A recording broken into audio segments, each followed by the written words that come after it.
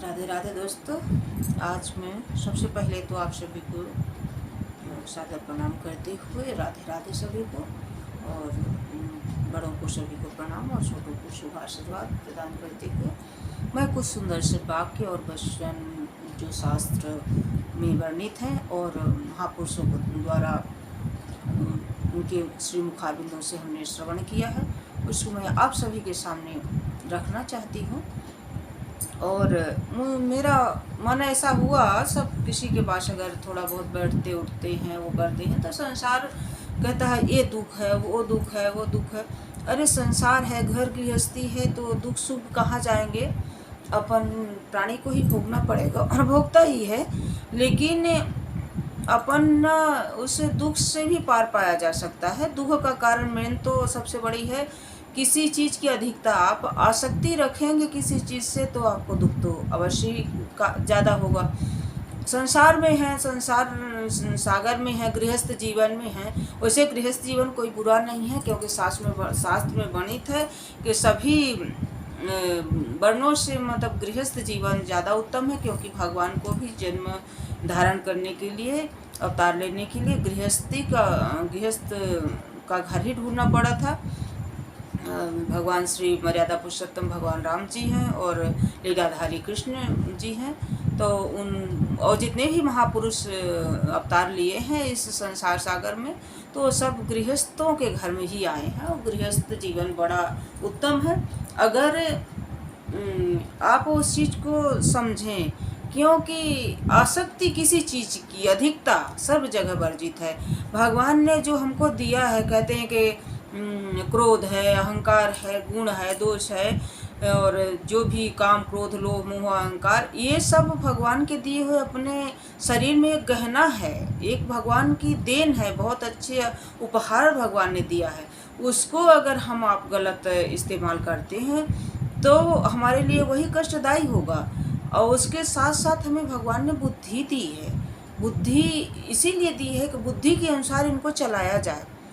कहाँ पर कितना इनको खर्च करना है, कहाँ पर इनका कितना उपयोग करना है, और एक दायरे में रहकर, एक अनुशासन में रहकर इनको अगर हम खर्च करते हैं इस अपने गृहस्थ जीवन में या संसार सागर में, तो यही आनंद का कारण होगा।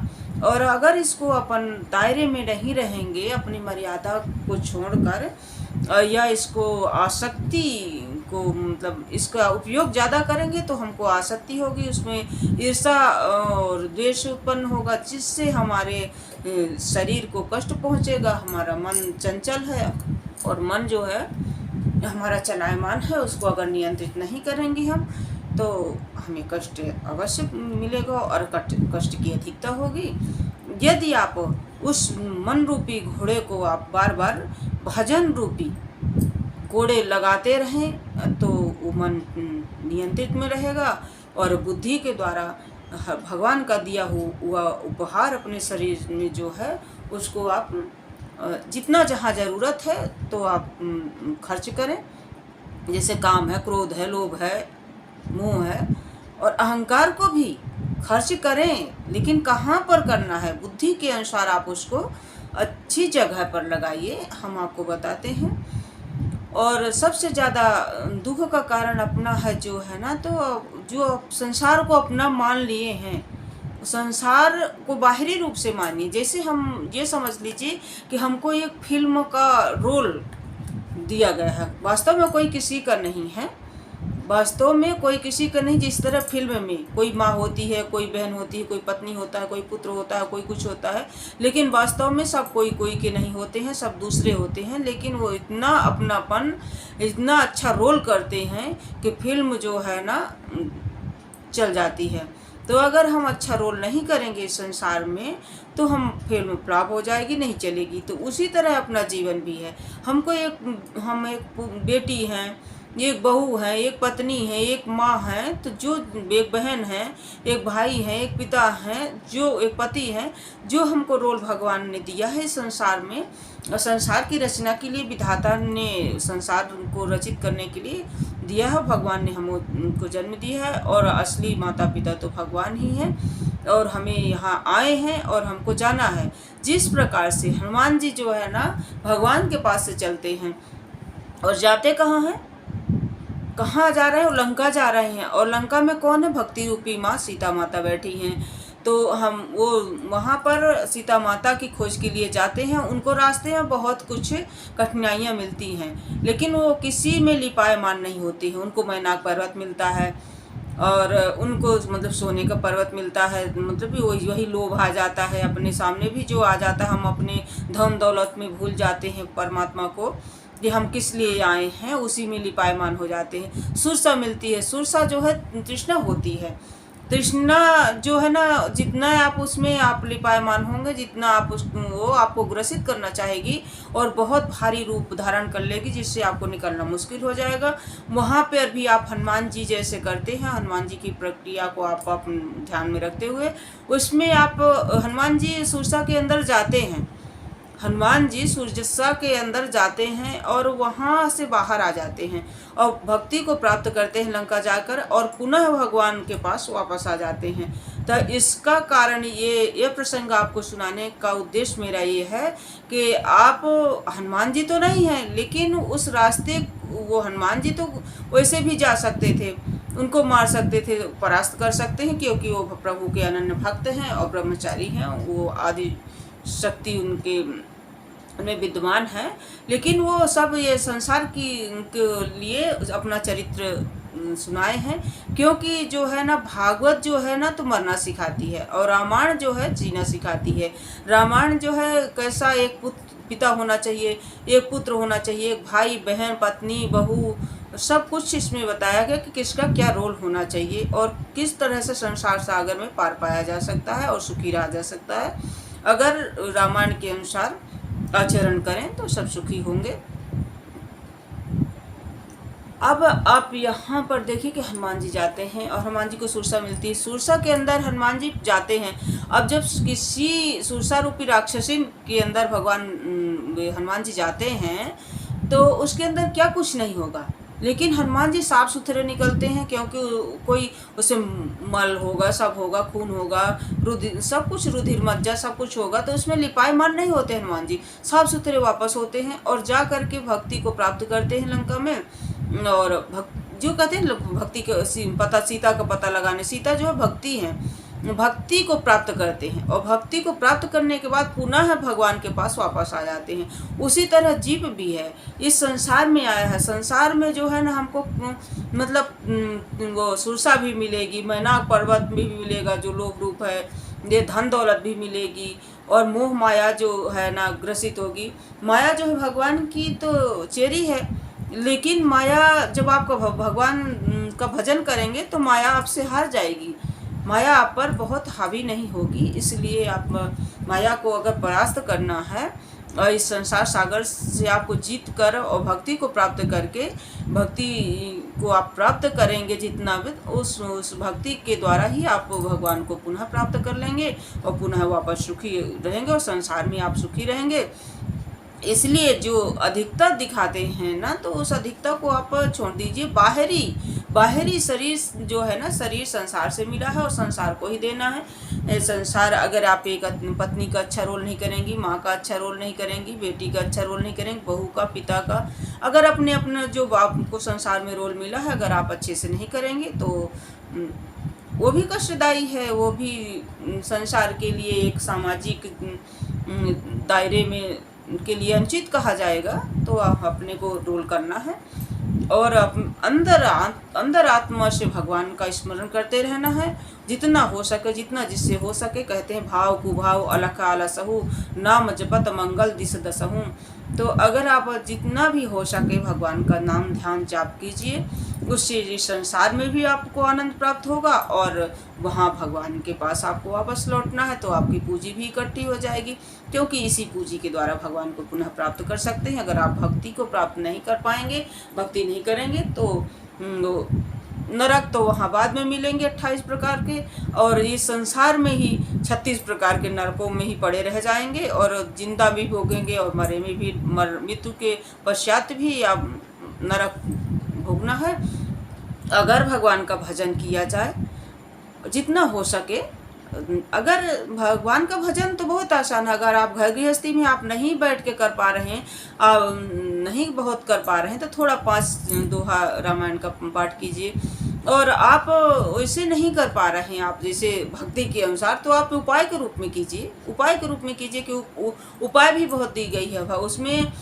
कई दिया गया है कि मतलब प्रसंग दिया गया है अयोध्या कांड में कि अगर इसका पाठ किया जाए तो बच्चे विद्वान होते हैं, उनको विद्याएं आती हैं, और प्रसंग दिया गया है कि उसका पाठ नित्य करने से सुहाग अमर होता है, और ऐसी ऐसी चौपाइयाँ दी गई हैं कि जिसको आप घर से निकलते हैं, जैसे है कि चलत विमान कोलाहल होई, जय रघुवीर कहाई सब कोई।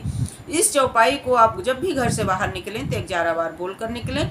इससे महापुरुषों ने कहा है कि कभी भी जैसे दुर्घटना आपके साथ नहीं होगी। अगर किसी तरह से किसी कर्मवश, किसी अपने प्रारब्धवश कोई दुर्घटना होती है तो प्रभु जीवन की रक्षा करते हैं, शरीर की रक्षा करते हैं, वहाँ पर आप बच जाएंगे। यह तो विष्णु नमः विष्णु नमः विष्णु नमः भागवत जी का मंत्र आप बोल कर निकलिए 11 बार, तो उसका भी प्रभाव इसी के बराबर है। और आप ये निकलिए तो आप उपाय के तौर पर कीजिए। इस चौपाई को आप बोल कर निकलेंगे तो रामायण की चौपाई हो जाएगी, और रामायण की चौपाई भी हो जाएगी और भजन भी हो जाएगा आपका। जैसे उसमें है श्रीमद् भागवत में है, ये कई प्रसंग ऐसे हैं कि जिनके गर्भ की रक्षा नहीं होती, तो पाहि पाहि महायोगिन देव देव जगतपति। इस श्लोक जो है ना, तो कहते हैं इस भागवत जी के श्लोक अगर आप चौथाई भी अपने घर में बोलते हैं तो उससे भी आपका कल्याण होगा, आपके घर वालों का कल्याण होगा, परिवार का होगा, और आसपास के रहने वाले जीव जंतुओं का भी कल्याण होगा। जैसे कहते हैं ना, प्रथम श्लोक है सच्चिदानंद रूपाय विशुद्धात्यादि हेतवे तापत्रय विनाशाय श्री कृष्णाय वयम नुमः। ये पूरा श्लोक है, पहला श्लोक है श्रीमद् भागवत जी का। लेकिन अगर श्री कृष्णाय वयम नुमः भी बोलते हैं तो चौथाई श्लोक आपको आपके घर में आपके द्वारा बोला जाएगा, तो बहुत ही पुण्य की प्राप्ति होगी और बहुत ही आप सब प्राणियों का कल्याण होगा। इसलिए अपने कल्याण के लिए कुछ न कुछ आपको प्रतिदिन नित्य प्रति करना चाहिए, क्योंकि जीवन का कोई भरोसा नहीं है। बहुत से बच्चे आजकल का जनरल में कह देते हैं कि अरे अभी बूढ़े नहीं हो गए। किसी का भरोसा नहीं है, इस जीवन का कोई भरोसा नहीं है कि बूढ़े होने देगा कि नहीं देगा। आज हम बैठे हैं, आज सांस चल रही है, कहते हैं कि श्वास श्वास में राम भज, वृथा श्वास मत खोए, ना जाने इस श्वास को आवन होए या न होए। तो कोई भरोसा नहीं है इस जिंदगी का। अब अगर बूढ़े नहीं हुए तो भगवान का भजन भी नहीं हो पाएगा, तो कोई भजन करने की कोई उम्र नहीं होती। और आप सभी बच्चे, बूढ़े और जवान सभी से निवेदन है हाथ जोड़कर कि सभी कुछ न कुछ थोड़ा बहुत भजन करें, जिससे आपकी आदत में आ जाएगा और आप उपाय के तौर में चौपाइयाँ बोलते रहेंगे। तो जैसे है कोई इंटरव्यू देने जा रहे हैं तो उसका पाठ करें, पाठ करके जाएं तो आपको, जो कई बच्चे ऐसे होते हैं कि हम सब रात दिन पढ़ते रहते हैं, परीक्षा में बैठते हैं तो भूल जाते हैं। तो रामायण में ही ऐसा पाठ है कि जो आप उसको आप करेंगे नित्य, लेकिन करना नित्य रहेगा। आप सोचो 4 दिन करें छोड़ दें, इसके बाद हमको फल नहीं मिला, तो शास्त्र में लिखी बात कभी झूठ नहीं हो सकती, महापुरुषों के द्वारा कही हुई बात भी झूठ नहीं हो सकती। आप 4 दिन करें, 2 दिन न करें, और लगातार आप उसका पाठ कीजिए, और उसका पाठ करके आप कोई भी इंटरव्यू परीक्षा में जाते हैं तो आप अवश्य सफल होंगे, और जो आपका पढ़ा हुआ है वो आपको याद रहेगा। और जिनके बच्चे छोटे हैं, नहीं कर पा रहे हैं, तो वो आप माताएं उनकी कर सकती हैं। और बहुत से ऐसे हैं, जैसे काकभूषुंडी रामायण है, नित्य करने से आपको उत्तरकांड में है तो 62 से 59 दोहा तक है जो अगर आप नृत्य करते हैं तो आपको संपूर्ण रामायण पढ़ने का फल आपको प्राप्त होता है। और इसी प्रकार से श्रीमद् भागवत जी का है, अगर आप गोपी गीत का पाठ कर लेते हैं तो आपको संपूर्ण रामायण का पाठ करने का नित्य पुण्य प्राप्त होता है। तो इसको करने की कोशिश करें। अगर आपके घर में श्रीमद् भागवत जी नहीं है तो जिसके पास है उसके पास से आप कोई श्लोक लिखवा लीजिए। तो जैसे किसी को आप बता दीजिए गर्भ की रक्षा होती है, जैसे बच्चे किसी के बीमार होते हैं, ज़्यादा बीमार रहते हैं, किसी के बच्चे मतलब गर्भवती माताएं अक्सर श्री कृष्णाय वयम नमः का पाठ कर सकती हैं। ओम क्लीम कृष्णाय नमः मंत्र का वो निरंतर जाप करें। जिनके बच्चे छोटे हैं, ज़्यादा बीमार रहते हैं, और कोई भी माँ अपने बच्चे के हित के लिए श्री कृष्णाय नमः क्लीम कृष्णाय नमः, ओम क्लीम कृष्णाय नमः, ओम क्लीम कृष्णाय नमः, ओम क्लीम कृष्णाय नमः इस मंत्र का जाप करें तो बच्चों का भी कल्याण होता है। और माताएं भी पाठ कर सकती हैं कि बच्चों को बुद्धि आए, बच्चे पढ़ें।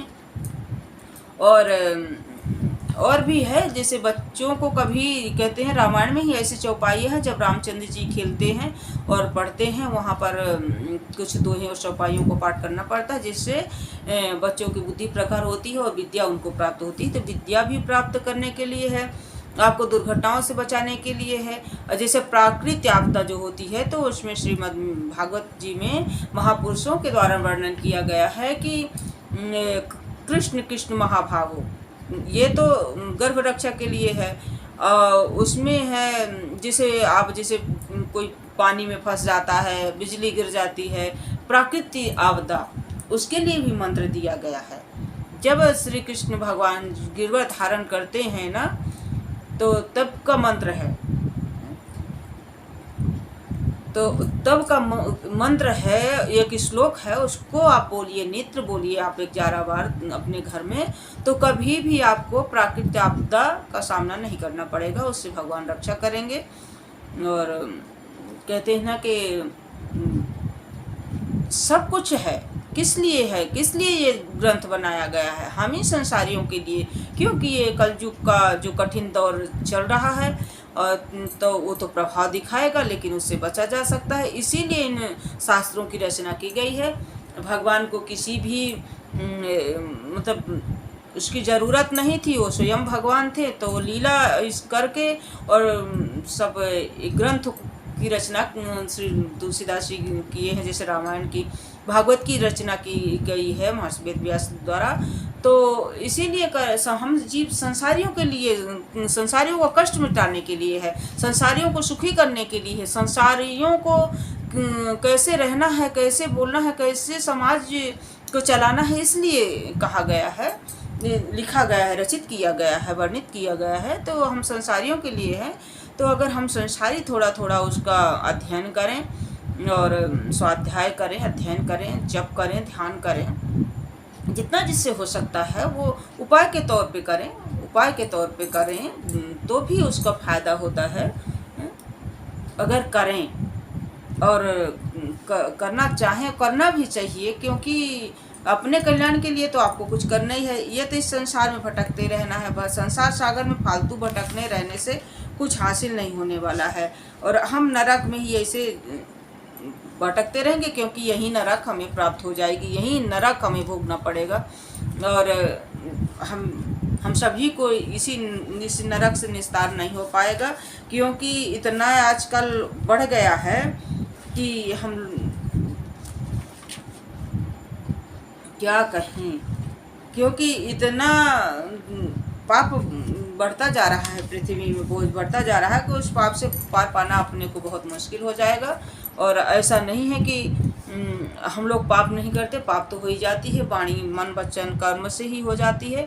लेकिन कहते हैं कि मानसिक जो है ना, अगर आप सोचते हैं, मन में सोचते हैं कि हम मंदिर बनवाएंगे, हम कथा सुनेंगे, हम तीर्थ में जाएंगे, हम अच्छा करेंगे, किसी की मदद करेंगे, तो मानसिक पुण्य आपको प्राप्त होता है इस कलयुग में। और अगर मन से आप किसी का बुरा सोच रहे हैं तो उसका पाप नहीं मिलता है। फिर भी आप मन से बुरा मत सोचिए कि उसका पाप नहीं लगता तो हम मन से बुरा सोचें, करने से ही पाप लगता है। उसमें प्रत्यक्ष जब आप करेंगे, जब होगा, कभी विचार आ जाता है किसी के प्रति ईर्षा के कारण, तो ईर्षा भी जब ही होती है जब आप भगवान की दी हुए उपहार को आप ज़्यादा खर्च कर देते हैं, बुद्धि ना लगाकर गलत जगह पर जब खर्च कर देंगे तब आपको ईर्ष्या द्वेष राग प्राप्त होगा। इस संसार में इस संसार को मानना जो है ना, तो थोड़ा अंदर से छोड़िए, धीरे धीरे किसी चीज़ को छोड़ना सीखिए। अगर आप नहीं छोड़ेंगे तो छुड़ा दिए जाएंगे, भगवान तो छुड़ा ही देंगे, समय आने पर सब कुछ छूट जाएगा। तो इससे अच्छा कि थोड़ा थोड़ा अंदर से वैराग्य लाएं, उसको थोड़ा थोड़ा धीरे धीरे छोड़ने की कोशिश करें, जिससे अब इसी संसार में सुख हो, स्वर्ग की प्राप्ति हो, यहाँ भी वहाँ भी हम सुखी रहें और आसानी से कष्टों से पार भी पाया जा सकता है, क्योंकि ये संसार सागर में आए हैं। सुख दुख धूप छाया तो आती जाती रहती हैं और हम सब प्रभु परमात्मा के हाथों की कठपुतली हैं और वास्तव में कोई किसी का नहीं होता है। हम सब भगवान की रचाए हुए उन उपहारों को ग्रहण करते हैं। जब हम अपनी इच्छा के अनुसार कोई भी कार्य करते हैं मनमानी ढंग से, तभी हमें कष्ट होता है और कुछ प्रारब्ध होता है, और प्रारब्ध को भी मिटाया जा सकता है, क्योंकि मार्कंडेय ऋषि को जो है ना, प्रारब्ध में 5 वर्ष की उम्र में उनको मृत्यु थी, अल्पयायु थे, तो उन्होंने भगवान शिव जी की बहुत पूजा की, क्योंकि आशुतोष प्रधानी अभावी मेट सकहि त्रिपुरारी। भोलेनाथ जो है ना, आपके लिखा हुआ भी जो भाग में लिखा उसको भी मिटाने की शक्ति भोलेनाथ में है। तो वो 5 वर्ष की उम्र में भगवान शिव की आराधना करते हैं, कठिन तपस्या करते हैं, और इस कारण वो अपनी मृत्यु को भी जीत लेते हैं। धूप जी जीत लेते हैं। धूप को अंत समय मृत्यु देवी आती हैं और धूप जी उनके सर पे पैर, क्योंकि मृत्यु देवी कहती हैं कि हमको अब स्पर्श किए हुए कोई स्वर्ग में नहीं जा सकता, जो कि ध्रुव जी अपने सदेह अपनी शरीर लेकर जाते, फिर भी मृत्यु देवी के सर पर पैर रखकर जाते हैं, क्योंकि वो अमर हो गए होते हैं अपने भजनों के द्वारा। वो भी बच्चे थे, कई बार कहते हैं अभी उम्र नहीं है, वो बच्चे थे। सबरी विवाह योग्य थी, वो उन्होंने नवदा भक्ति करके भगवान को प्राप्त किया था। और प्रहलाद जी थे, वो भी बच्चे थे, वो भी संसार से ही त्रसित होकर भगवान का भजन किए थे। तो कई ऐसे महापुरुष हुए हैं, कई बचपन में भी बहुत से तपस्वी थे। और प्राणी भगवान जो है, हम भगवान देखते रहते हैं, वो करतार हैं, वहाँ से सब कुछ अपने को प्रदान करके संसार सागर में अपने डाल देते हैं, कर्म करने के लिए स्वतंत्र जीव को कर देते हैं। अब हमको वहाँ पर देखना है कि हम अपने मति जो है, मति रूपी जो बुद्धि है, उसके द्वारा हम कितना कहाँ पर क्या खर्च करते हैं। ये शरीर जो है अनमोल है, लेकिन मन जो है चंचल है और चलायमान है।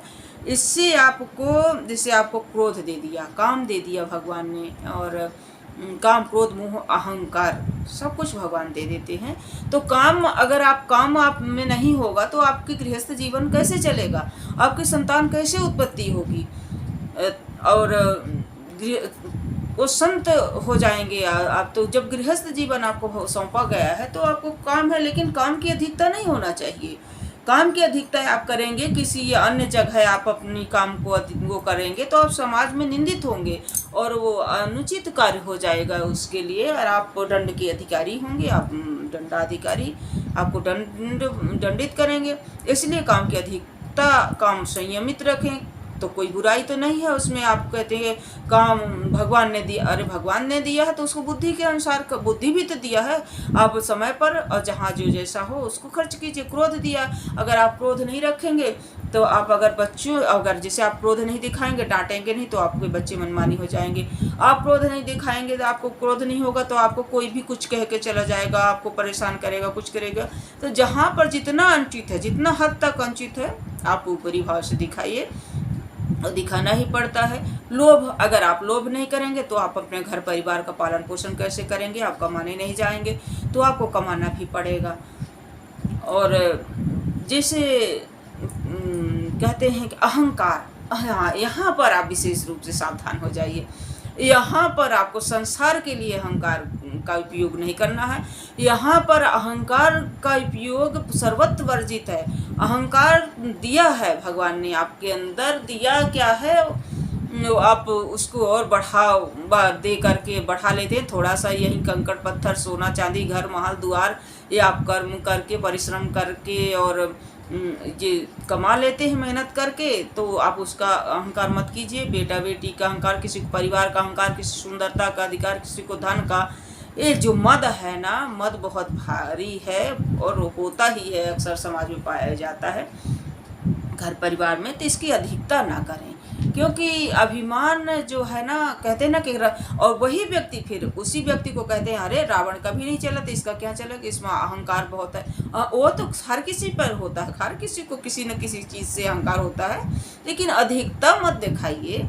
अहंकार अगर अधिकता दिखाना है अहंकार को, तो मैं बताती हूँ, क्योंकि शास्त्र में वर्णित है कि अहंकार अगर दिखाना है तो आप भरपूर दिखाइए, भरपूर अहंकार दिखाइए, लेकिन कहाँ पर दिखाइए ये मैं आपको बताती हूँ कि असे अभिमान जाहि जनि भोरे, मैं सेवक रघुपति पति मोरे। असे अभिमान जाहि जनि भोरे, मैं सेवक रघुपति पति मोरे। यहाँ पर आप अभिमान दिखाइए, यहाँ पर आप अपने उस अहंकार को कहिए कि मैं भगवान का सेवक हूँ, भगवान मेरे हैं, भगवान का मैं सेवक हूँ। अंदर से कहिए, अंदर से। हर किसी के पास मत जाके ढोल पीटिए, नहीं आपको पाखंडी कहने लग जाएंगे और आपको कोई नहीं सुनेगा और कोई नहीं करेगा, क्योंकि हम संसार में हैं, संसारी काम भी करना है, क्योंकि हम संत नहीं हैं, हम मतलब वैराग्य धारण नहीं किए हैं, संसार में है तो हमको मोह भी करना है,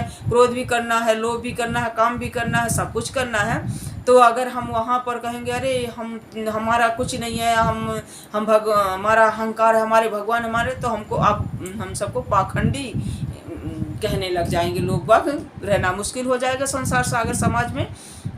तो अंदर से अहंकार पालिए कि मैं सेवक रघुपति पति मोरी। ये अभिमान हमेशा अंदर से नहीं जाना चाहिए कि मैं भगवान का हूँ, भगवान मेरे हैं।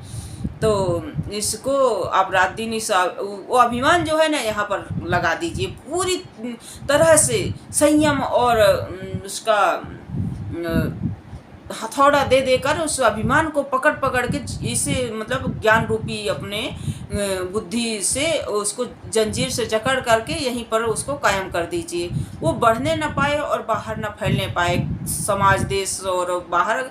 अभिमान को बाहर बिल्कुल मत जाने दीजिए, उसको जकड़ कर मन में ही उसको स्थिर करके ऐसी जान रूपी बेड़ियों से जकड़ कर रख दीजिए कि मैं सेवक रघुपति अस अभिमान जाहि जन भोरे, मैं सेवक रघुपति पति मोरे। तो यहाँ पर आप जकड़ दीजिए। और बहुत सी आजकल तुरंत कह देते हैं, एक बात मैं आपको बहुत बताती हूँ कि एक जो है ना, सबसे पहले तो मैं ये बताना चाहती हूँ कि भगवान जो है ना प्रेम की परीक्षा लेते हैं माता केकई को। केकई को भी आजकल हर शब्द में कह देते केकई हो गई, केकई हो गई, ये केकई माता है।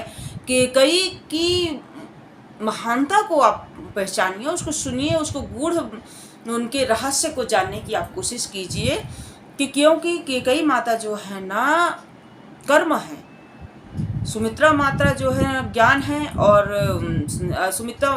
कौशल्या माता ज्ञान है और सुमित्रा माता वैराग्य है, और जो है ना केकई माता कर्म है। कर्म की संसार में कर्मों की जरूरत पड़ती है, ज्ञान की भी पड़ती है, वैराग्य की पड़ती है और कर्म की भी पड़ती है, और कर्म से ही घर गृहस्थी चलती है, आपका गृहस्थ जीवन यापन होता है। तो कर्म है वो जो है ना, भगवान मर्यादा पुरुषोत्तम भगवान श्री राम जी को बहुत प्रेम करती हैं। तो देखिए यहाँ पर जो लोग, जो माता पिता अन्याय कर देते हैं, अपने 4 बच्चे पैदा किए, बोलते हैं वो मेरी सेवा नहीं करता, वो मेरी अच्छी नहीं बोलता, उसका वो कर्म है, आपकी सेवा नहीं कर रहा। माता पिता को पहले तो ऐसे करना नहीं चाहिए, अगर नहीं कर रहा तो उसका वो कर्म हो, उसको उसके साथ छोड़ दीजिए ना, वो अपने कर्म का दंड और परिणाम वो स्वयं भोगेगा। आप अपना कर्म क्यों बिगाड़ रहे हैं अन्याय करके? अगर आपने 4 संतान पैदा किए हैं तो आप 4 संतानों में समानता क्यों नहीं रखते हैं? या तो आप मुआहदा मत कीजिए, और अगर आप 4 संतान पैदा किए तो आप समानता रखिए, और पुत्र है या पुत्री है उसको उसका धर्म गुण, उसका अधिकार, उसको सही रास्ता बताइए, उसका कर्तव्य बताइए, बचपन से उसको सिखाइए, और आप अपने कर्म और अपने उद्देश्य में आप सफल होइए। और जो आपका कर्म है आप अपना कर्म कीजिए। क्यों दूसरे के कर्म में आप कूदते हैं कि वो हमको अच्छे से नहीं बोलता तो हम उसको अपना धन नहीं देंगे, दौलत। आप क्या समझते हैं कि आप चंद टुकड़ों के पीछे आप भाई भाई को दुश्मन बना देते हैं। हर माता पिता को हमने अक्सर देखा है समाज में, उसमें कोई अन्यथा ना ले, हमने अक्सर देखा है कि 4 बच्चे पैदा कर लेंगे, 6 बच्चे पैदा कर लेंगे, फिर उसको अपना किसी एक को बहुत चाहने लग जाएंगे। तो आपके चाहने से कुछ नहीं होता। उसके किस्मत में जिसको आप चाहते हैं, आप सोचते हैं कि हम जमीन का चंद टुकड़ा देंगे, थोड़ा कंकड़ पत्थर सोने चांदी के रूप में दे देंगे, कुछ पैसे रुपए दे देंगे, उससे वो धनवान हो जाएगा, उससे वो लखपति हो जाएगा। तो ऐसा कुछ नहीं है, वो कभी भी लखपति नहीं होगा। आपके चाहने से कुछ नहीं होगा। माता पिता देखिए जन्म देते हैं, कर्म उसको शिक्षा देते हैं और उसको संसार में लाते हैं, पालन पोषण करते हैं, उसको कर्तव्य करने, वो अपने कर्तव्य के अनुसार, उसके प्रारब्ध के अनुसार ही वो अपना कर्म करके सुख दुख भोगता है। आप सोच रहे हैं कि हम उसको चंद जमीन के टुकड़े दे देंगे, ज़्यादा उसको जमीन लिखा देंगे, ज़्यादा उसको घर द्वार देंगे, ज़्यादा उसको सोना चांदी दे देंगे, वो लखपति हो जाएगा, अरबपति हो जाएगा, सुखी हो जाएगा। ऐसा कुछ नहीं है, ऐसा कुछ नहीं है। अपितु आप भाई यहाँ पर आप अन्याय करके भाई भाई को दुश्मन बना दे रहे हैं, भाई बहन को दुश्मन बना दे रहे हैं, बहन बहन को दुश्मन बना दे रहे हैं। ये न कहीं इसके माता पिता जिम्मेदार हैं। माता पिता मतलब 100% 101% जिम्मेदार हैं, क्योंकि उन्होंने जब आपने 4 पैदा किए हैं तो 4 कोई ज़रूरी नहीं कि चारों आपके अनुकूल होंगे। सबका स्वभाव गुण वर्ण कर्म के अनुसार प्रारब्ध के अनुसार अलग है। कोई थोड़ा चापलूस है, आपकी थोड़ी चापलूसी करता है, कोई किसी का नहीं है। अंत समय जब आपको ज़रूरत होगी आप सोचो कि हमारी बहुत वो कर देंगे, कोई नहीं करेगा। जब समय पड़ेगा जब ही आपको दिखेगा। आपकी आसक्ति जो हो गई है, आप जो आसक्ति से जकड़े हैं, आपको ज़रूरत से ज़्यादा आसक्ति हो गई है किसी पर, तो उसका जब आसक्ति हो जाती है किसी चीज़ पर तो उसका दोष नहीं दिखाई देता। दोष सब में होता है। ये नहीं कि जिस बच्चे के साथ आप अन्याय कर रहे हैं वो बच्चा आपके अनुकूल नहीं है, उसमें दोष है। आप अपितु जिसको आप आसक्ति के कारण जिसको आप चाह रहे हैं उसमें भी उससे ज़्यादा दोष है। लेकिन आपका जो पर्दा लगा हुआ है ना आसक्ति का, इस कारण से उसका दोष दिखाई नहीं दे रहा है। वो कितना मतलबी, कितना स्वार्थी है कि जो पुत्र, जो बहन, जो भाई अपने भाई का हिस्सा ले रहा है, उसका हक छीन रहा है, उसका हक खाकर खुश हो रहा है, तो वो उसमें कितना बड़ा दोष है। आप देखिए उसमें कितना बड़ा दोष है। और उसको कहना चाहिए कि उसको भी दो, हमें ही क्यों दे रहे हो। हम कोई आपके देने से कोई सुखी नहीं होता। कितने दिन वो धन चलेगा, कितने दिन धन चलेगा। हो सकता है उसके किस्मत में हो, जिसको आप दे दिए हो उससे ज़्यादा बर्बाद हो जाए। जिसको आप नहीं दिए हो सकता हो उसका प्रारब्ध इतना अच्छा हो, उतना अच्छा कर्म कर ले और संघर्ष कर ले। और आप जो अन्याय कर रहे हैं, तो जो जिसके साथ अन्याय होता है वो सुखी भी बहुत होता है संसार में। उसको भगवान देते हैं ना। जब आप माता पिता आप जन्म देने वाले भी आप भगवान के रूप में कहते थे, तुम्हें माता पिता एक भगवान का दर्जा दिया जाता है, तो आप ये धरती के भगवान हैं, तो आप अन्याय कर देंगे। लेकिन वो तो परमपिता है ना, वो उसके हाथ में जो है वो आपके हाथ में भी नहीं है। तो इसलिए चंद टुकड़ों के लिए आप अन्याय क्यों करते हैं? क्यों भाई भाई को दुश्मन बनाते हैं? क्यों बहनों बहनों को दुश्मन बना देते हैं आप? थोड़ा सा अन्याय करके, थोड़ा सा चुपचाप से उसको धन दे दिए, उसको ज़्यादा मान दिए, उसके पक्ष में आप उसको गाली दे दिए, उसके पक्ष में आप उसको तिरस्कार कर दिए, वो अपमान कर रहा है। आप माता पिता हैं। आप जब मान लीजिए बहनें जब कोई बहन अनुचित बोल रही है, एक जो अनुचित बोल रही है उसको नहीं रोकी और उसने अगर प्रतिकार किया तो उसको आप 10 सुना दिए, उसको आप दंडित किए। ये आपका हर माता पिता को कभी ऐसा नहीं करना चाहिए। लेकिन बहुत से माता पिता किए हैं, हमने बहुत देखा है और बहुत सुना है। वो सोचते हैं कि हम इस दे देंगे, हम लखपति बना देंगे, हम करोड़पति बना देंगे। बहुत अपशब्द कहते हैं जो हालांकि उसी को कहते हैं जो धर्म कर्म में चलता है, जिसको लालच नहीं है, जिसको स्वार्थ नहीं है, जो अन्याय नहीं करना चाहता, उसी के साथ आप बहुत से ऐसे माता पिता हैं। हम सभी की बात नहीं करते, बहुत से ऐसे माता पिता हमने देखे हैं, सुने हैं, समाज में देखे हैं। तो उनसे विशेष निवेदन है कि अब जो कर चुके उनको तो सुधारा नहीं जा सकता, वो उसी लाइन में रहेंगे, अंत तक करके जाएंगे। लेकिन उनकी ये गलत फहमी है उनकी ये महान भूल है। वो सोच रहे हैं कि हम उसको सुखी कर देंगे, हम लखपति बना दें, करोड़पति। ऐसा कुछ नहीं, वो उससे भी ज़्यादा कंगाल हो जाएगा। और जो जिसने बहन भाई का हिस्सा खाया हो वो भी लेके उसको निकल जाएगा। तो निकलता ही यही सब है। वहाँ की तो बात दूसरी है, यही सब कुछ मिल जाएगा, यही सब देखने सुनने को मिल जाएगा। वो भी देखेंगे, जो करेंगे वो भी सुनेंगे, जो जिनके साथ किया जाएगा वो भी सब देखेंगे सुनेंगे। लेकिन फायदा किसी को कुछ नहीं है, इसलिए समझ जाइए। जिसने किया है वो भी समझ जाइए, जो कर रहे हैं वो समझ जाइए, जो करने की जिनकी बारी है वो भी समझ जाइए। वो भी मत कीजिए किसी के साथ, क्योंकि वो संतान जब कष्ट भोगती है माता पिता द्वारा तो उनको बहुत कष्ट होता है। और वो भी अनुचित व्यवहार करती, जो अनुचित व्यवहार कर रहे हैं वो भी ना करें, और वो भी अनुचित व्यवहार करते हैं। क्योंकि उनको जब आप अन्याय करेंगे, आप भगवान होकर, पृथ्वी के भगवान हैं आप, तो जब आप पृथ्वी के भगवान होकर आपने संतान पैदा की, क्यों किए हैं? किए हैं चार। उनका क्या गलती है कि कोई लड़की हो गई तो अरे चार क्यों हो गई, वो ये चार क्यों हो गई, दो क्यों हो गई? अरे उनका क्या दोष है? आपने जन्म दिया, आप जन्मदाता हैं, आप नहीं जन्म देते। आपको इतना कष्ट था कि बड़े होके हम इनको साथ अन्याय करेंगे, एक को मानेंगे एक को नहीं मानेंगे। इससे अच्छा आप और थोड़ा हिम्मत दिखा दिए होते, गला दबा दिए होते हैं, तो उस समय पाप पुण्य का ध्यान आ गया होगा, या तो ये हो गया होगा कि हम इसको किसी तरह, इसकी मौत नहीं है, किसी तरह ये घसीट के पल पोस जाए तो उसके साथ फिर हम इसका बदला लेंगे अन्याय कर करके। एक को मानेंगे, एक को त्रसित करेंगे, एक को तिरस्कार करेंगे। अरे तो ऐसा कुछ नहीं होता। वो ऊपर वाला है, ऊपर वाले की लाठी जब चलती है उसकी आवाज़ नहीं होती। ऊपर वाला जब देता है चप्पल फाड़ कर देता है। और जो अपना कर्म करेगा, अच्छा कर्म करेगा, अपने अन्याय नहीं करेगा, किसी का हक नहीं खाएगा, तो भगवान उसके साथ बहुत न्याय करते हैं, बहुत कुछ देते हैं। और ये सुख दुख छाएँ आना जाना, ये तो संसार सागर की प्रक्रिया है, ये नियम है, इसको कोई नहीं छुटला सकता, इसको सबको प्राप्त करना होगा। लेकिन हाँ इतना है कि अगर हम भजन करते हैं तो उस भजन के द्वारा हम इसको संसार सागर को आसानी से पार कर जाएंगे, आत्मा परमात्मा में मिलेगी। हम कोई मतलब शरीर नहीं है। अगर हम शरीर हैं तो शरीर मरता क्यों है? कौन मरना चाहता है? अगर हम शरीर हैं, अगर हम हमारी आँख है तो ये क्यों फूट जाती है? क्यों फूट जाती है? हमारा कान है क्यों बहरे हो जाते हैं? हमारा मुंह क्यों कंठ अवरुद्ध हो जाता है? हमारा पैर है तो क्यों घुटने दर्द कर रहे हैं? क्यों चलने के लिए लगड़े हो जाते हैं? हाँ, हमारा हाथ है क्यों नहीं चलता? हमारा शरीर है तो ये क्यों हिष्ट पुष्ट नहीं रहता? क्यों जवान नहीं रहता? क्यों बूढ़ा हो जाता है? क्यों जर्जर हो जाता है? तो हम क्या हैं? हम जो हैं आत्मा हैं। तो हम इस शरीर से परे हैं, लेकिन इस शरीर के द्वारा ही ये हमें शरीर कर्म करने के लिए मिला है। और हम आत्मा हैं, और हम इसी शरीर में भगवान सूक्ष्म रूप से प्राण रूप में बैठ करके हमारी सारी गतिविधियों को देखते हैं और आनंद लेते हैं। और बुद्धि दिए हैं, बुद्धि के अनुसार जब अपन बुद्धि भ्रष्ट करते हैं तो और गलत आचरण करते हैं, काम क्रोध लोभ मोह अहंकार को गलत जगह में खर्च करते हैं, और तो भगवान सब गिनती तो होती है, भगवान सब देखते हैं, क्योंकि उन्होंने वो स्वतंत्र कर दिया कर्म करने के लिए, बुद्धि दे दी है आपको। अब बुद्धि से ही आपको ज्ञान अर्जित करना है, और बुद्धि से ही आपको भक्ति प्राप्त करना है, शास्त्रों का अध्ययन करना है, और भजन करना है, ध्यान करना है, जप करना है, पूजा पाठ करना है, धर्म कर्म करना है, किसी का हक नहीं खाना, किसी के साथ अन्याय नहीं करना है, जीव हत्या नहीं करना है जितना कोशिश हो सके।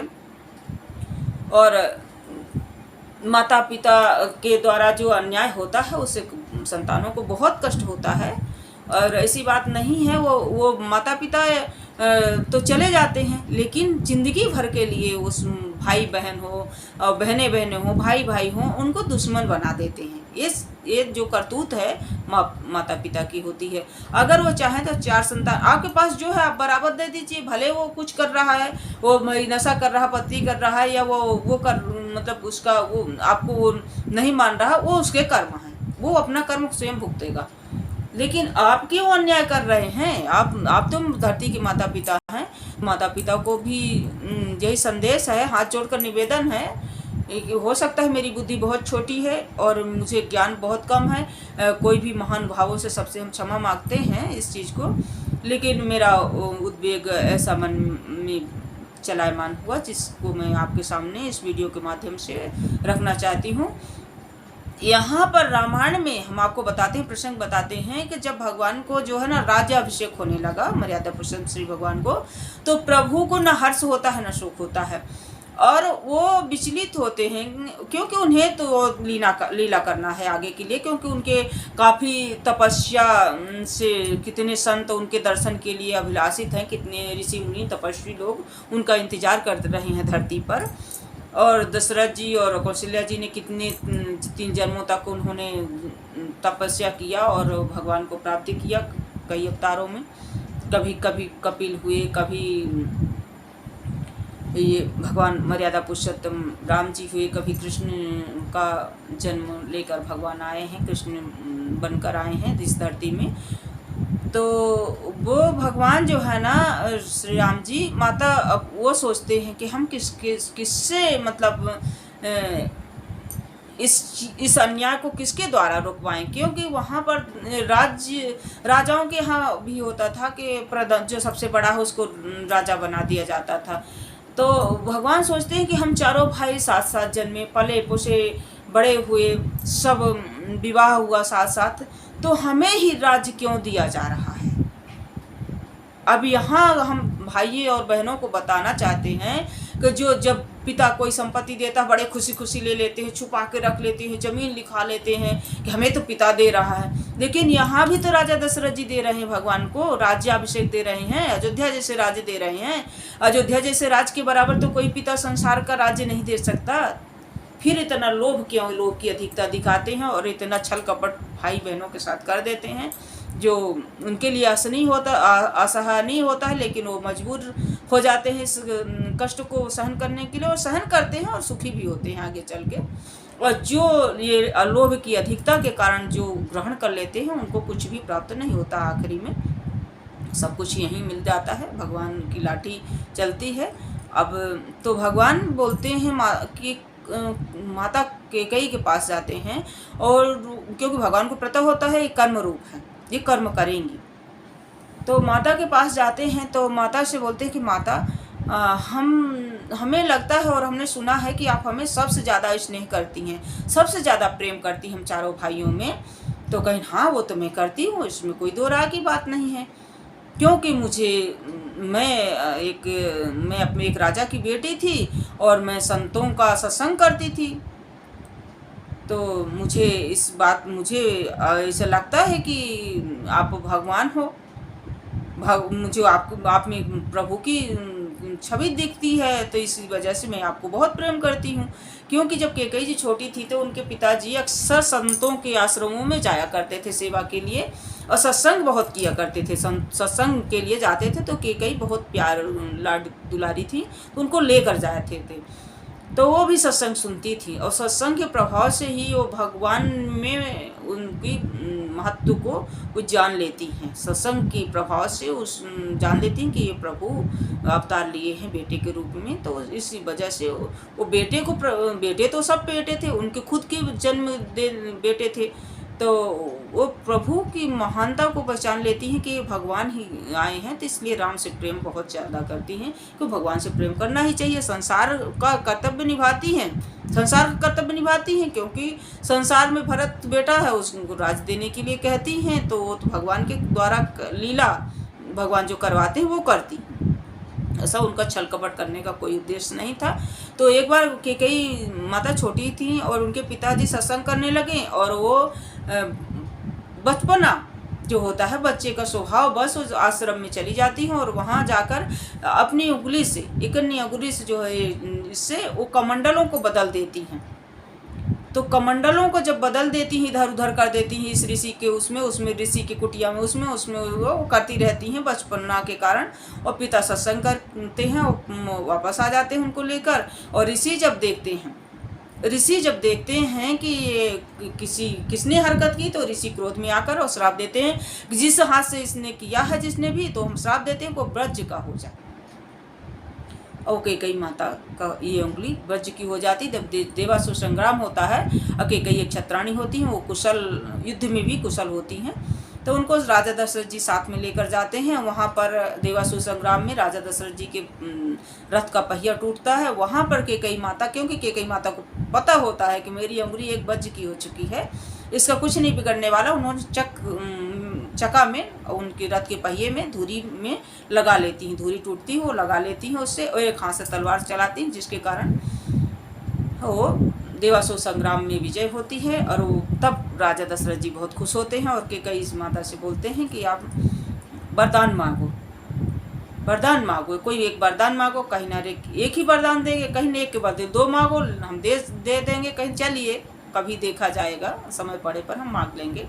और उस चीज़ को भूल जाते हैं और अपना गृहस्थ जीवन जो होता है सब करते हैं। भगवान प्रकट होते हैं उनके यहाँ, लालन पालन होता है, विवाह होता है, सब होता है। जब राज्य अभिषेक होने लगता है तब भगवान जो है ना माता के पास जाते हैं और कहते हैं आप हमें बहुत प्रेम करती हैं। तो कहीं हाँ करते हैं। तो कहीं हम आप अगर प्रेम करती हैं हमसे तो हम जो आप मांगेंगे वो आप हमें देंगे, कहीं बिल्कुल देंगे, कहीं आप वचन दीजिए। कहीं ना अरे राम मांगो, हम वचन क्यों मांगते हो? कहीं नहीं, हम वचन लेंगे, क्योंकि हम जो मांगने जा रहे हैं वो वचन के द्वारा ही आप पूरा कर सकती हैं। वचन तो आपको देना होगा, आप 3 वचन दीजिए। तो कहती कि हाँ हम वचन दिए, आप जो मांगोगे बेटा पुत्र हम आपको देंगे। तो राम जी कहते हैं कि हमको जो है ना, हम आप सोच लीजिए, अगर जो हम मांगने जा रहे हैं अगर हमको आप देंगी तो आप कोई भी संसार का व्यक्ति आने वाले कभी भी किसी भी युग में कैकेयी नाम नहीं रखेगा अपनी बेटी का। कहीं नाम से क्या लेना, हम तो राम से प्यार करते हैं, हम अपने प्रेम की प्रीति को निभाने के लिए हमें कोई ज़रूरी नहीं, हमें अपने नाम से कोई प्रेम नहीं है, भले कोई ना रखे, हमें कोई परवाह नहीं है। तो कहीं ना और सोच लीजिए, आपका बहुत अपजस होगा। आपको जो आपकी गुणता को नहीं जानेंगे, नहीं समझेंगे, तो आपको बहुत अपजस देंगे। और अयोध्या में भी बहुत अपजस होने वाला है अभी इस समय। तो कहीं हमें अपजस से कुछ मतलब नहीं, हमारा राम खुश रहे, हमें यही बहुत बड़ी बात है, होने दो। तो कहीं एक बात और बहुत भारी होने वाली है, आपके साथ घटना घटेगी। कहीं कौन सी? कहीं आपको वैधव्य भी भोगना पड़ेगा। उस माँ कैकेयी को आप लोग बोल देते हैं कि कैकेयी बन गई, कैकेयी बन गई। नहीं, कौन स्त्री अपने मांग का सिंदूर, अब आज के कल युग की बात तो नहीं कर रहे हैं, लेकिन वो तो सतयुग था, द्वापर था। तो ऐसे युगों में भी मतलब माताएं कैसे अपना सुहाग गुजार सकती थी।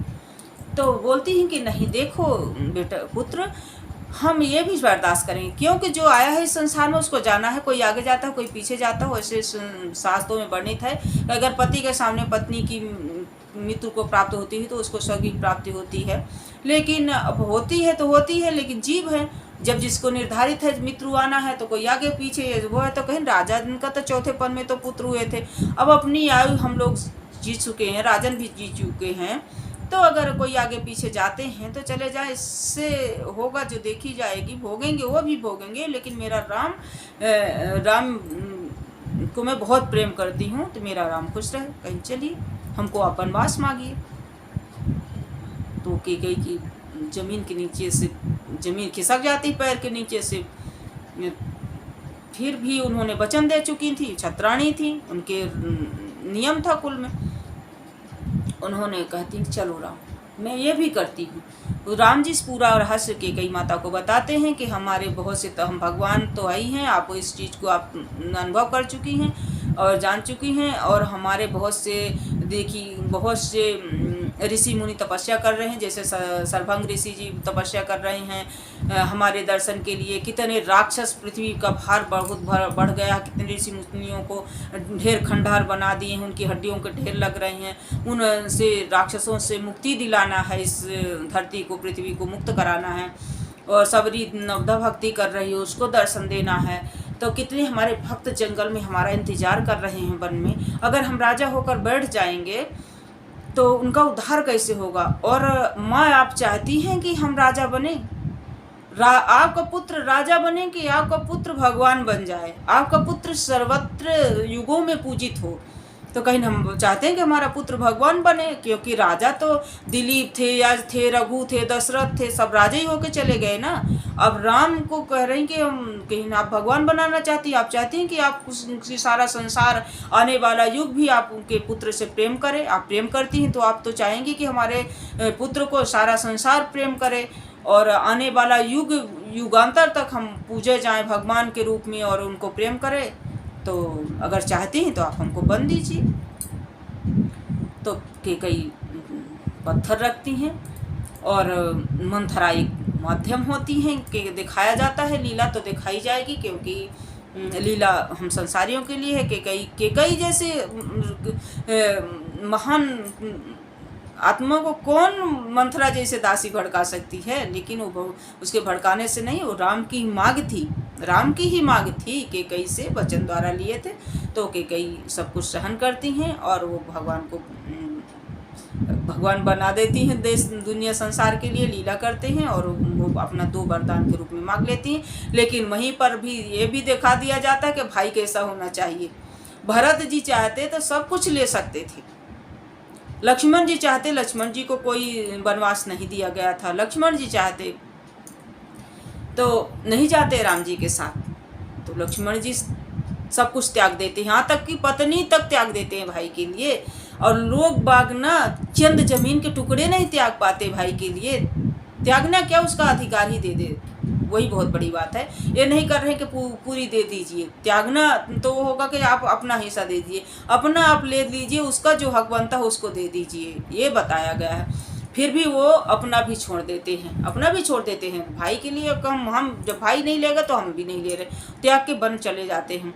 अब यहाँ पर नारी का भी धर्म बताया जाता है। नारियाँ भी यारे हम अपने मायके में रह लेंगे, जाओ तुम्हारी माँ, या तो माँ बाप का विरोध करो या तो हम जाके अपने मायके में रह लेंगे, जाओ लौट को जंगल में। वो भी सीता जी कहती हैं कि जिया बिन देह नदी बिन बारी, तई सही नाथ पुरुष बिन नारी। तो वो भी साथ में चल देती हैं, सब कुछ राजपाट माई का ससुरा का सब कुछ, ससुराल का सब कुछ सुख त्याग देती हैं और एक वनवासिनी का भेष धारण करके वो भी जाती हैं। कराया जाता है, कैकेयी कठोरता दिखाती हैं थोड़ा ऊपर से, लेकिन राजा दशरथ जी को परिचित करने पर वो उसी भेष में जाती हैं, लेकिन वहाँ पर वो त्यागती हैं वो, क्योंकि सती अनसुईया उनको वस्त्र देती हैं जो कभी मैले नहीं होते, जिसको पहनने से कभी भूख नहीं लगती, नींद नहीं लगती, प्यास नहीं लगती, मैले कुचले फटते नहीं हैं। वही वस्त्र उनको वहाँ पर लंका में सहायक होता है। और जो आभूषण लिए रहती हैं उसको, जो आभूषण था वो सब नीचे गिराती हैं, तो वो भी भगवान को प्राप्त होता है। वहाँ जब वो पा जाते हैं विभीषण जी, तो दिखाते हैं उनको राम जी को, तो वहाँ पर वो फिर त्याग दिए जाता है। और जो मुद्रिका वहाँ पर उतारती हैं सीता जी अपनी मुद्रिका, क्योंकि राम जी के पास कुछ नहीं होता केवट को देने के लिए, तो सीता जी मुद्रिका उतार के देती हैं। और मुद्रिका उनको धरती माता कन्यादान के रूप में उनको मायके से मिली होती है।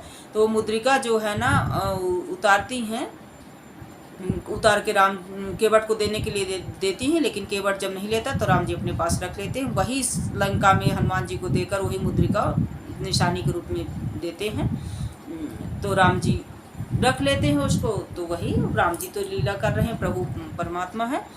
अब वहाँ पर देखिए भरत जी आते हैं, तो भरत जी क्या कहते हैं, भरत जी क्या कहते हैं कि बरबागत मन भई नहीं पीरा, गरी न जीभ पर ही नहीं कीरा। अब भरत जी, वो माँ है, जननी है, जननी है, लेकिन भगवान के लिए जननी को भी त्यागते हैं भरत जी, भगवान के लिए जननी को भी त्यागते हैं भरत जी। और क्योंकि राम भगवान है तो उनके प्रेम में और भाई के साथ अन्याय हुआ है, इस कारण वो अपनी माँ को भी कष्ट देने को, अगर माँ पिता को कष्ट मिल रहा है, अगर भाई का हक छीन रहा है और उस भाई के हक दिलाने में अगर माता पिता को कष्ट होता है ना, तो उस कष्ट के भागीदार आप नहीं होंगे, उससे आपको कोई पाप नहीं होगा। तो अगर माता पिता आपको देना ही चाह रहे हैं तो आप उसका दे दीजिए, आप स्वयं आगे आइए, उसको पहल कीजिए। तो अन्याय से भी आप बच जाएंगे और माता पिता को जो कष्ट होगा उसका पाप आपको नहीं लगेगा, क्योंकि माता पिता आसक्त हो चुके हैं, उनके मतलब मोह की अधिकता हो चुकी है, आपके प्रति ग्रसित हो चुके हैं, आप आसक्ति आप पर कर लिए हैं, इसलिए उसका हक मार कर आप जब एक संतान का हक मार कर दूसरे को दे रहे हैं। तो यहाँ पर बहुत सुंदर उपदेश भगवान यहाँ पर दिखाए हैं, संसार सारियों को दे रहे हैं।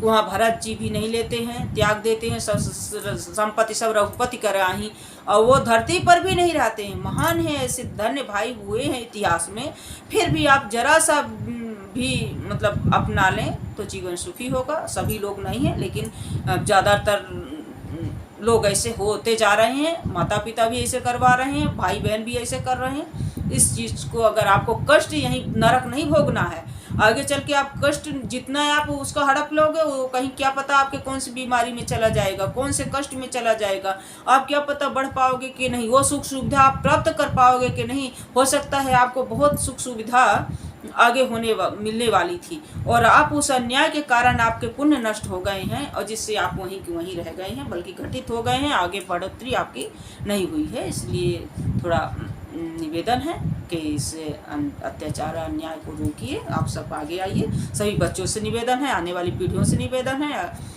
और जो हो चुका है उसको भी चाहे तो बदल सकते हैं, अपनी गलतियों को मानकर बदला जा सकता है। वो होंगे, उनके बच्चे होंगे, जो भी हैं, उनका जो अगर हो सके तो उनका अधिकार वापस कर दिया जाए, तो उस पाप से मुक्ति भी मिल जाएगी आपको, सब बड़ी संतुष्टि मिलेगी, बहुत संतुष्टि मिलने वाली है अगर किसी का हक आपके पास है तो।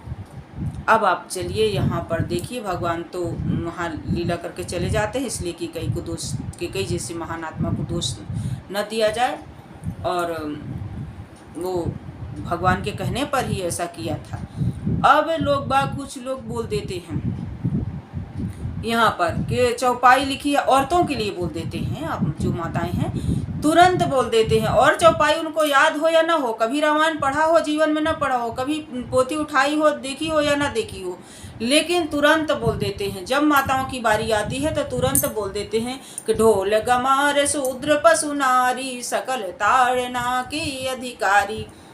तो नारी जो है तो मतलब ताड़ना माने मारना नहीं, ताड़ना माने मारना कभी नहीं होता। आप उसको अर्थ का अनर्थ मत कीजिए, उसको पहले आप समझिए, क्योंकि संस्कृत शब्द यहाँ पर ताड़ना जो है संस्कृत शब्द है, संस्कृत जानना होता है, जानना नहीं कहते हम तुम्हें ताड़ लिए हैं, तुम्हारे मन में क्या है, क्या चल रहा है, नहीं कहते कि छुप कर सुन लिए हैं, ताड़ रहे थे हमको कि हम कहाँ जा रहे हैं, कहाँ क्या कर रहे हैं, जैसे कहते हैं कि हमारे पीछे पीछे हमको ताड़ रहे थे, तो ताड़ रहे माने जानना चाह रहे थे कि आप कहाँ जा रहे हो, क्या कर रहे हो, तो जानना होता है।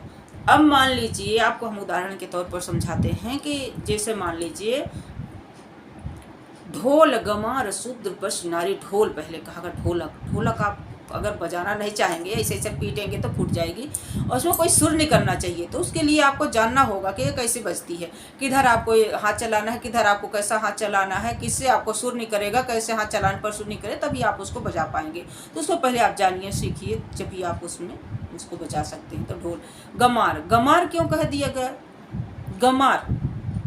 अरे जो नहीं पढ़ा लिखा है तो उससे आप इंग्लिश बोलोगे, जैसे कोई आप नहीं पढ़ा है, आप उससे इंग्लिश बोल दिए तो वो आपको कैसे जवाब देगा, कैसे समझेगा? तो पहले आप उसको जानिए, वो पढ़ा है, हमारी भाषा समझ सकता है कि नहीं।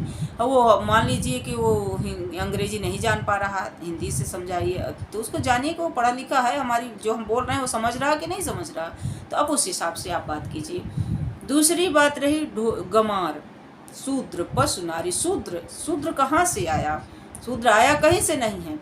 शूद्र जो है यहाँ पर मतलब देखिए, एक ही शरीर से भगवान के सिर से ब्राह्मण उत्पन्न होता है, बाहों से क्षत्रिय होता है, पेट से वैश्य होता है, और चरणों से शूद्र होता है। तो ब्राह्मण का काम है पूजा पाठ करना, धर्म कर्म करना, कराना, यज्ञ करना, ये काम सौंपा गया था उनको। और क्षत्रियों को का कार्य है वो मतलब रक्षा करना, चारों वर्णों की रक्षा करना उनको कार्य है। ब्राह्मणों को सबको धर्म सिखाना, वेद पढ़ाना, यज्ञ करना, चारों वर्णों के लिए इतना धर्म कर देना कि चारों वर्णों को से पुण्य से वो सुरक्षित रहें। ब्राह्मण ही यज्ञ करेगा, ब्राह्मण ही यज्ञ करेगा तो देवता प्रसन्न होंगे, वर्षा होगी, और धर्म कर्म करेंगे, वेद पढ़ेंगे, पढ़ाएंगे, तो इससे चारों वर्णों की मतलब पुष्टि, पालन पोषण होता था। और वैश्य का था, वो व्यापार करते थे, धन कमाते थे, तो उसमें चारों वर्णों का पालन पोषण करते थे। उसी में से ब्राह्मण को देते थे, उसी में क्षत्रिय लेते थे, उसी में से शूद्र का पालन पोषण होता, स्वयं भी करते थे।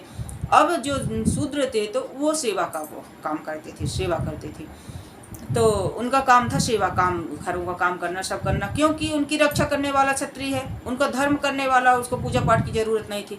धर्म करने वाला ब्राह्मण है, उसको धन देने वाला वैश्य है, तो वो अपना काम करता था। लेकिन इस दौर पे जो है ना, सबका कार्य बिगड़ा हुआ है, कोई अपने अपने कार्य में नहीं लगा है, कोई अपने ही पुण्य नहीं कमा पा रहा, ब्राह्मण अपने ही कल्याण नहीं कर पा रहे हैं। बहुत से लोग सभी ब्राह्मणों को नहीं कह रहे हैं, नहीं तो अभी सर पे हथौड़े पड़ना शुरू हो जाएंगे, इतनी टिप्पणी होगी कि जीना हराम कर देंगे। ऐसे ऐसे धर्म मतलब समाज के ठेकेदार बैठे होंगे, कुछ लोग चंद कथित कि समाज के ठेका लेके बैठे होंगे कि फिर हमारे धर्म में, हमारे सनातन धर्म में प्रहार हुआ, ये हुआ, लेकिन कर क्या रहे होंगे वो तो स्वयं ही जानते हैं, प्रभु जान रहे होंगे। चंद लोगों को कह रहे हैं, सभी को नहीं कह रहे, सभी ब्राह्मण ऐसे नहीं। तो वो अब सब विपरीत हो गए, अब अपने ही कल्याण नहीं हो पा रहा है, हम ही अपने से ही कह रहे हैं, अपने लिए इतना भजन नहीं कर पा रहे, हम चारों वर्णों को क्या दें पुण्य, चारों वर्णों के लिए हम क्या कर रहे हैं। तो जब ब्राह्मण भी नहीं कर रहा, तो अब वो पुण्य कमाने के लिए सब अपने अपने में लग गए, तो क्षत्रिय भी पूजा कर रहा, वैश्य भी पूजा कर रहा, शूद्र भी पूजा कर रहा। फिर अब जब पूजा करने में लग गया, तो अब कौन सा क्षत्रिय है जो ब्राह्मण का अपमान हो रहा है, वो ब्राह्मण को क्षत्रिय ही गाली दे रहा, क्षत्रिय ही मार रहा है? तो रक्षा कहाँ हो रही, तो ब्राह्मण अपनी रक्षा भी करने लग गया। तो उसमें शुद्ध भी अपनी रक्षा करेगा, ब्राह्मण भी करेगा, वैश्य भी करेगा, क्योंकि क्षत्रिय इतना प्रदान नहीं कर पा रहा सबकी रक्षा चारों वर्णों की, तो वो सब अपने अपने काम में लग गए। उधर जो है वैश्य को भी धर्म चाहिए, उस पुण्य चाहिए, वैश्य को भी रक्षा अपनी करनी है, वैश्य को अपनी सेवा भी करनी है, मतलब धन कमाना है, तो वो उतना दे नहीं पा रहा सबको, तो ब्राह्मण भी अपना धन कमा रहा, ब्राह्मण पूजा कर रहा, ब्राह्मण अपनी रक्षा कर रहा है, ब्राह्मण अपना काम कर रहा, वो चारों में लग गया ना। एक एक काम थे तो चारों काम चारों वर्णों को करना पड़ रही है। अब देखिए यहाँ पर जब वैश्य सब काम में आ जाता है, वैश्य अपनी रक्षा करता है, अपने लिए पूजा करता है, अपने लिए धन कमाता है, अपनी रक्षा स्वयं करता है, तो वो तीनों काम वो करने लगा। तो शूद्र कहाँ जाए भाई, उसको कौन धन कमा के देगा, तो वो भी व्यापार करेगा, वो भी काम करेगा, तो उसको कर्म तो छूटेगा ना। जब ऊपर वाला छोड़ रहा है, ऊपर से छोड़ते चले आ रहे, तो वो तो नीचे है, उसको जब उसको खाने के लिए नहीं पहुंची, उसकी रक्षा नहीं हुई, उसको खाने मतलब उसकी सेवा नहीं, उसको धन नहीं मिला। बढ़िया कथा है, धन कौन सा जा रहा, कोई गरीब को भी नहीं देने जा रहा, 10-20 लाख कमा के, कितने भी अपने खजाना भर रहा, अपने फैक्ट्री, अपने मकान दुकान बढ़ाता जा रहा, कौन दे रहा है, तो वो धन नहीं कमाएगा तो अपना पालन पोषण कैसे करेगा। तो यहाँ पर वो सब उस जमाने की बात थी। अब यहाँ चारों वर्ण जो है, चारों वर्ण चारों चीज कर रहे हैं। तब ढोल गमारे शुद्ध प्रश्न, शूद्र को भी जानिए ना। पशु मान लीजिए आप गाय है, गाय को आप बहुत सहला रहे हैं, अब वो अचानक उसको पीछे से कोई कीड़ा काटता है तो उचकती है, वो सींग आपको लग जाती है, तो आप उसको मारना शुरू कर देंगे। जानिए तो सही, उसने मुड़ क्यों, वो सींगे क्यों वो करी है, क्यों उचकी है, क्यों आप पर चोट लगी है, उसको जानिए, उसको किस कारण से, वो उसका कारण जानिए ना। आप पीटना शुरू कर देंगे तो कैसे होगा, जानना चाहिए। अब शूद्र को भी आप जानिए तो सही, जब उसको सुविधा होगी आप उसको धन देंगे, उसकी रक्षा करेंगे, उसके लिए आप पूजा पाठ करेंगे, तो वो आपकी सेवा करेगा है। अब उसको पूजा भी पाठ भी करना अपने कल्याण के लिए, उसको धन भी कमाना है अपने कल्याण के लिए, उसको अपनी रक्षा भी करना है उस लिए, तब वो और अपना काम भी करना है, तो आपका काम करने कैसे करने आएगा है? तो जानिए उसको, जानने को उसको, जब चारों वर्ण अपना अपना छोड़ के बैठे हो, तो वो भी अपना छोड़ के बैठा है। तो वही पहले लिखा गया था ना, पहले जब ये सौंपा गया था कार्य, उस समय सब कोई करते थे अपना कार्य, ब्राह्मण अपना करता था, इतने आश्रम थे। अब आश्रम की तो बात ही मत बोलो, अब कहीं एक दो चार ऐसे आश्रम हुए कि कुछ मत पूछिए, वेब सीरीज तक बन गई है आश्रम है। तो अब तो फिल्में बनाई जा रही हैं आश्रमों में, आश्रमों के द्वारा कोई अच्छाई तो नहीं बनाई जा रही, उसी को प्रदर्शन किया जा रहा दुनिया में। तो इसलिए आश्रमों से भी आस्था टूटती जा रही है। कुछ अंधभक्त जुड़ते हैं, लेकिन ऐसी घटनाएं घट जाती हैं कि जाएं कहाँ। आप आश्रम वेब सीरीज देखिए तो उससे भी दिखने को मिलेगा। इससे अच्छा गृहस्थ जीवन ही अपना बहुत अच्छा है, बहुत सुखमय है और बहुत आनंदित है। तो ढोल गमार शूद्र पशु नारी की भी आप जान गए होंगे कि जानना है, ताड़ना नहीं है, मारना ये सब ताड़न के अधिकारी, ताड़ना के अधिकारी नहीं, जानना यानी जानिए, उसको समझिए। ढोल गमार शूद्र पशु नारी, नारी, अब नारी यहाँ पर आ गया, नारी को चलें, अरे मारने के ही अधिकार है, नारी को ताड़ना देने का अधिकार है, शिक्षा देने का अधिकार है। नहीं, उसको जानिए। अगर मान लीजिए कि उसको कोई कष्ट है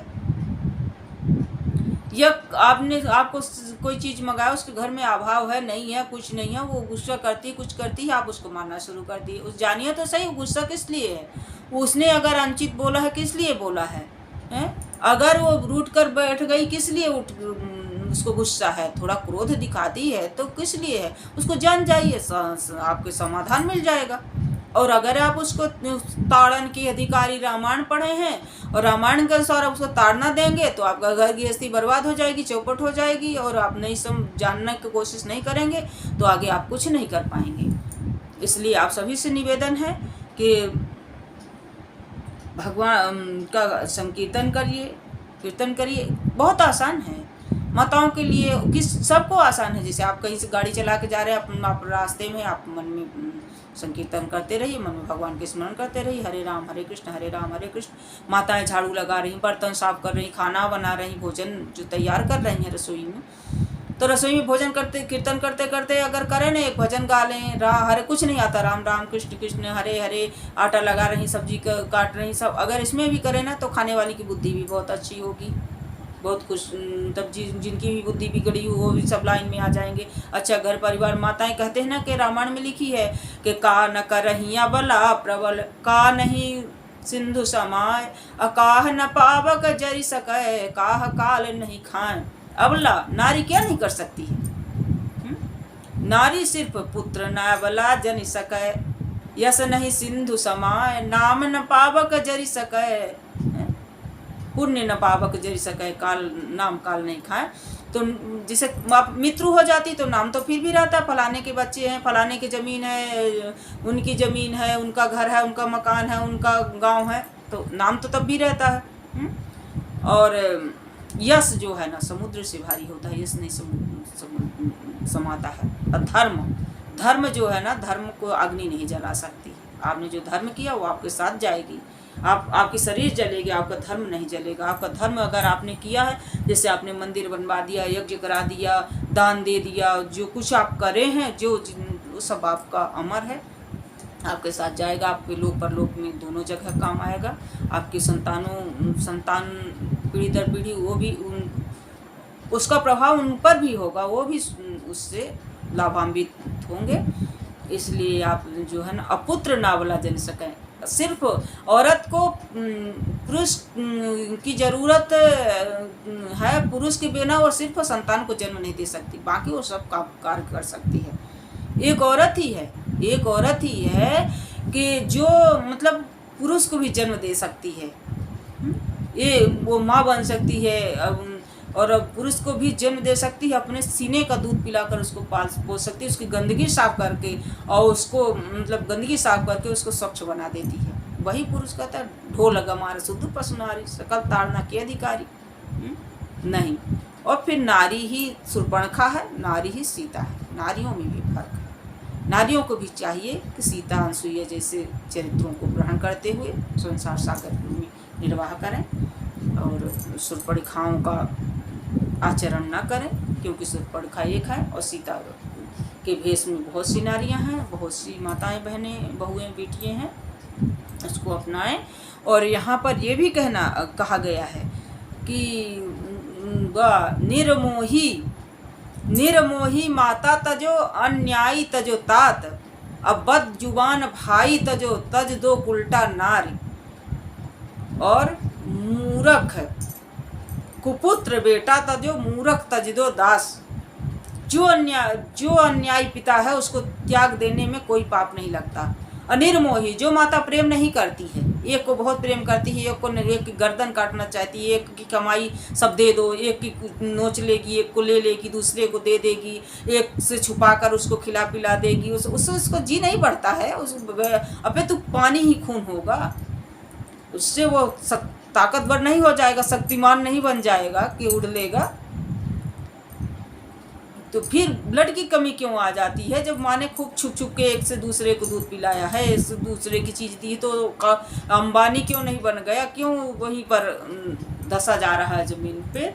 तो इसलिए जो निर्मोही माँ है, जो प्रेम नहीं करती, जिसको प्रेम नहीं है, ज़बरदस्ती को अब औलाद जन्म ले ली है बिटिया के रूप में, बिटिया का हो गई, दूसरी हो गई, तीसरी हो गई, अब क्यों हो गई, अब उसको धरती का बोझ समझ कर तो उसको उस माँ को छोड़ देना ही बहुत सुखमय जीवन है। क्योंकि क्यों ज़बरदस्ती उसके ऊपर थोपो? जब वो नहीं चाह रही, निर्मोही हो गई है, मोह होगा ना तो वो तड़पेगी, रह नहीं सकती कि नहीं हम देखना चाहते हैं, हम मिलना चाहते हैं, हम अपनी, अगर हमसे गलती भी हो गई तो कोई ज़रूरी नहीं है कि बेटी बेटा से भी माफ़ी मांगी जा सकती है, क्योंकि कभी कहीं पुत्र भी गुरु होता है।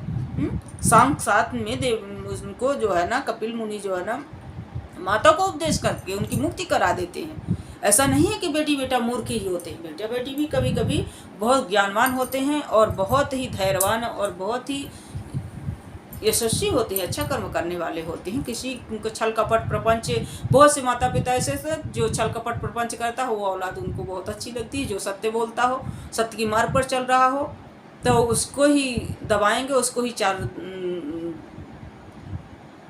सुनाते क्या हैं, बहुत ही बदजुबान होकर उसको बोलते हैं, और कहीं ना कहीं बहुत एक के प्रति मोहग्रसित हो जाते हैं, आसक्ति दिखा के, और दूसरे पर अन्याय कर बैठते हैं। तो वहाँ पर भी दिया गया है, जैसे कहते माता पिता भगवान है, माता पिता, अरे तो उसमें भी दे दिया गया कि निर्मोही माता तजो अन्याय तजो तात। जो पिता अन्याय कर देता है तो एक बेटे को दे देता है ज़्यादा धन दौलत, एक को नहीं देता, उस पिता को छोड़ने में कोई पाप नहीं है, कोई पाप नहीं। हमने महापुरुषों के मुखारबिंदों से, श्री मुखारबिंदों से हमने सुना है, श्रवण किया है, तो वो मैं कहती हूँ, और मैं किसी एक विशेष व्यक्ति के लिए नहीं कह रही हूँ, जो भी ऐसा करते हैं।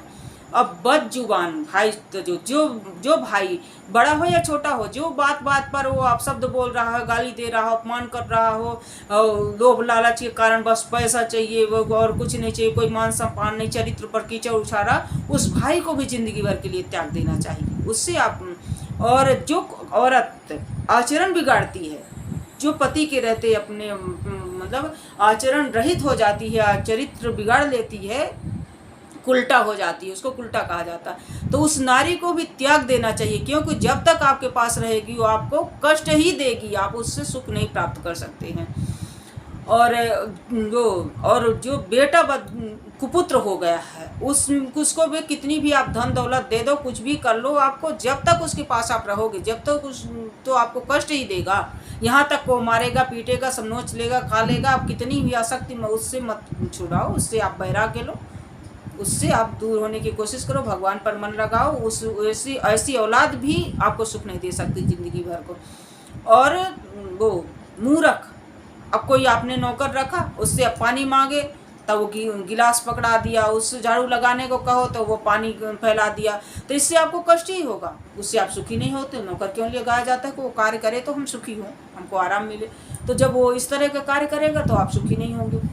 तो मूर्ख दास उसको नौकर को कहा गया है, जो आज की भाषा में कहा जाता है। तो आप उसको दासी, जो मूर्ख है वो नहीं समझ रहा, जो आप चाहते हैं, आप जो मंगाते हैं, जो आपको कहते हैं वो नहीं कर रहा था, उससे आपको कष्ट मिलेगा, आप सुखी नहीं होंगे। कुपुत्र है, कुमार्ग पर चल रहा है और संपत्ति को मिटाएगा ही, चाहे आप जितनी भी आसक्ति कर लें। वो अगर कुमार्ग पर चल गया है तो जितना हो सके, अगर मार्ग पर नहीं आ रहा तो उससे आप पीछे हटिए, अपना भगवान की तरफ मन लगाइए। उल्टा नारी है, चरित्र बिगाड़ रही है, आप कितना भी मार लीजिए, पीट लीजिए, उसको करने की कोशिश, कंट्रोल करने की कोशिश कीजिए। आजकल फ़ोन चले हैं, रात दिन तमाशे जो कर रही हैं, इस तरह के उल्टाए नारियाँ जो हैं, तो उनको त्याग देने में आपकी भलाई है। क्योंकि जब तक आप जिएंगे तब तक वो कष्ट ही देंगे। अन्यायी पिता है, अब एक भाई को दे दिया है और नहीं आपको नहीं दे रहा है, तो वो अन्याय बार बार करेगा। अगर उसके पास एक चवन्नी भी है तो वो अपने आप को बड़ा वो समझ के लखपति बनाएगा, एक को देगा। तो जब शुरू से वो अन्याय कर दिया है तो वो अन्याय ही करता चलेगा, अन्याय ही करता चलेगा, अन्याय ही करता रहेगा। चाहे माता पिता वो अन्याय ही करता रहेगा। इससे आपको कष्ट होगा, इससे आप वहाँ देखेंगे आपको कष्ट होगा, इससे आपका मन चंचल होगा, इससे आपको पाप बढ़ेगा, आप वो दुर्वचन बोलेंगे, आप उनसे लड़ाई झगड़ा करेंगे या दुर्वचन बोलेंगे, कुछ आपका ही कर्म बिगड़ जाएगा वहाँ पर। इससे आप दूरी बना लीजिए ऐसे पिता से, ऐसे माता से। माँ निर्मोही है, वो आपको प्रेम ही नहीं करती तो आपको गुण भी उसको अवगुण ही लगेगा, आपकी महानता भी, आपकी सेवा भी उसको कुछ नहीं गिनेगी, उसको गुण भी, आपकी जो अच्छाई भी है वो बुराई के रूप में नजर आएगी, उसको सारा गुण भी अवगुण के रूप में उसको दिखेगा। इसलिए आप कोशिश ये कीजिए कि दूरी बनाइए। ये हम महापुरुषों के द्वारा हमने सुना था। और आप भगवान का दिया हुआ जो है तो मन रूपी जो है ना, जिससे आत्मा रूपी जीवन जो है नियंत्रित रहे, इससे आप धीरे धीरे धीरे धीरे धीरे धीरे शनै ही आप धीरे धीरे भगवान का भजन कीजिए, जिससे आपका मन स्वतः ही आपके काबू में हो जाएगा। और एक दिन में नहीं होगा, ये प्रयत्न आपको करना पड़ेगा। कहते हैं संयम को रात दिन कोड़े लगे, तो मन तो चंचल है, चलायमान है, और उसको बार बार खींच खींच के लाना पड़ेगा। आप रोज का नियम बना लीजिए, 5 चौपाई बोलिए, 5 दोहा रामायण का पढ़िए, कृष्ण कृष्ण महाभाग, देव देव जगतपति, मतलब किसी भी हो, मतलब कई उसमें हैं। अगर आप चाहेंगे कमेंट कीजिए, मैं इसको डालूंगी। तो उसमें ऐसे हैं कि आपको, ऐसे श्लोक हैं कि आपको प्राकृतिक आपदा से बचा सकते हैं। और ऐसे स्तूप हैं जिनकी माताओं के गर्भ गिर जाते हैं, उनके लिए श्लोक है। जो माताएं मतलब जिनके संतान बीमार रहते हैं उनके लिए श्लोक है भागवत जी में। और गोपी गीत तो भागवत जी का प्राण ही है, अगर कर सकते हैं करें। जिनको हार्ट की बीमारी है ज़्यादातर, तो रास पंचाध्यायी का पाठ करें। तो वो भी रास पंचाध्यायी भी, जो जिसको अगर अच्छी लगी मेरी बात तो आप कमेंट कीजिएगा, मैं आपको बताने की कोशिश करूँगी, इस वीडियो बनाकर आपको डालूँगी। और आपको भागवत जी हमारे पास सब शास्त्र रखे हैं और हम उनके द्वारा अध्ययन करते रहते हैं, उनमें से हम आपको इस वीडियो बनाकर और देने की कोशिश करेंगे। मंत्र है, श्लोक है, चौपाइयाँ हैं, रामायण में भी बहुत कुछ है, तो आप उपाय के तौर पर ही अपना लीजिए। मेरा उद्देश्य ये है कि अगर आप ऐसे नहीं पढ़ना चाहते भजन के रूप में कि हमारा मोक्ष हो, हमें वैराग्य हो, हम भगवान को प्राप्त करें, हमारे मतलब हमें ज्ञान हो, अगर ये नहीं चाहते तो आप उपाय तो कर लीजिए ना, कि अगर मतलब हमारा ये हो जाएगा, इस करने से हमारा ये हो जाएगा, हमारे तो उपाय के तौर पे भी करेंगे ना, तो भी आपका तीनों प्रकार से कल्याण होगा। दैहिक दैविक भौतिक तापों से आपका बचाव होगा, आपका परिवार और घर परिवार सुखी रहेगा, आपके बच्चे सुखी रहेंगे।